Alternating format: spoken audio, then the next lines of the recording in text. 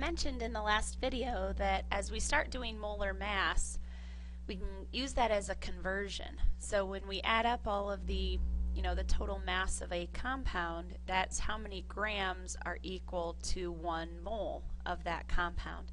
So we can use our molar mass to convert from moles to mass or from mass into moles. So today we're going to be looking at that. We're going to be practicing some problems where we use our molar mass as a conversion, and we're going to be using the molar mass of the element or as the compound, and we're going to be converting the mass into moles, and we have some where we'll convert the moles into mass. So let's start off with the mass, or what mass would 3 moles of sodium chloride have. So if we start with moles and we want to get to mass, we need the molar mass. And so in order to do this problem, we're going to have to figure out what that conversion is. So we're going to start off with our molar mass of sodium chloride. We have 1 sodium, mass of 23.0, and 1 chlorine, a mass of 35.5. So when we add those up, since they're multiplied by 1, we get 58.5, and that's our conversion. That's how many grams of sodium chloride are equal to 1 mole of sodium chloride. So now we can use that and actually do the conversion. So we have 3 moles to start off with. We have 3.00 moles, and we want to convert moles to grams. So we have 1 mole of sodium chloride is equal to what we calculated, 58.5 grams. And we're going to take 3 times 58.5 to get what the mass of 3 moles would be. And again, we need to look at significant digits. There are only 3 in our problem. We have 3 here, and so this one also has 3, but we have 3 as our lowest amount. So in your calculator, the 175.5 that you get, you cannot use all of those. We can keep the first 3, and we're going to look at that last number for rounding purposes. In this case, it rounds up, so 176 grams would be your final answer. Okay. Now we want to convert, and this time we're going to be converting into moles. So we want to know how many moles are in 10 grams of our Na2SO4. And again, you have to do the molar mass of this. And so we have 2 sodiums. Each sodium is 23 grams. So that gives us 46 grams for sodium. We have sulfur. We have 1 of those at 32.1. So just 32.1 there. And oxygen, we have 4 of those, and oxygen is 16.0 each. So that gives us 64 grams. And if we add all of those up, we get 142.1 grams of sodium sulfate, Na2SO4, and that's equal to 1 mole of that. So now we can use that as our conversion factor. Alright, we have 10.0 grams, and we want to convert. This time we're converting grams into moles. So grams is what we start with. We want that to cancel, so our grams has to go on the bottom. 142.1 grams goes on the bottom, and we know that that's equal to 1 mole of our sodium sulfate.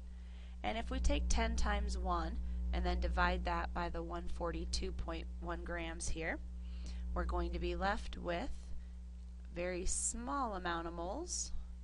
And I'm going to throw all the numbers up here just so that you can see them, and we cannot keep all of those. We're allowed to keep 3 numbers because this is our original starting amount with 3, and that's the lowest amount in the problem. Now this first 0 doesn't count. Beginning zeros never count, so the 7, the 0 between the 2 digits, and the 3 here are the first 3 significant. So that 7 we use for rounding. We have 0.0704 moles of Na2SO4. Alright, now this next one, we have already done an example of calculating moles. We just did that. We did the moles of sodium sulfate. So now you're going to do this one on your own. I will kind of get you started though. You should have dinitrogen trioxide. We have the prefixes here, so that tells us dinitrogen tells us that we have N2. The tri with the oxide tells us that we have O3.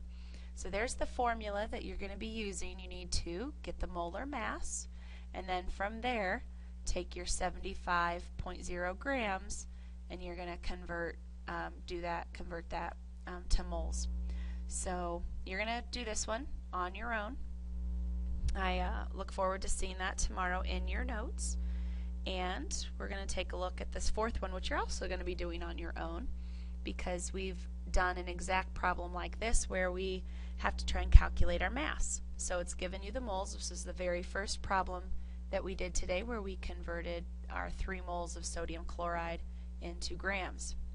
Well, you're going to be doing that now, only now with iron 3 hydroxide, but I'm going to get you started because we definitely want to make sure that we have the right formula, because if our molar mass is incorrect, then what we are putting into our conversion to convert our moles to grams will be incorrect as well. So we really need to start with the right formula. Iron is a metal. Metals have a positive charge, and since iron is in a specific place on our periodic table, we don't know what the charge on iron is. It's a transition metal. This Roman numeral here tells us the charge. It is A plus 3. Hydroxide, good old hydroxide, we've seen that one multiple times. Polyatomic ion, OH with a -1 charge. Now these are not balanced. These do not add up to 0 when we're trying to balance them out, and so we can't just have one of each. That won't work.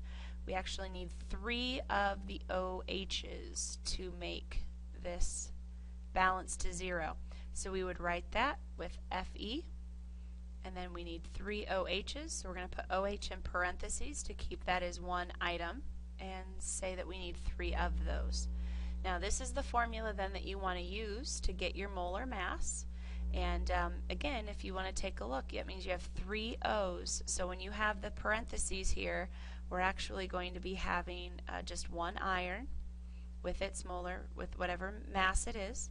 We have oxygen. We have 3 of those. You can see the way I wrote it here. We have 3 total O's, and the same goes for our hydrogen. We have 3 of those.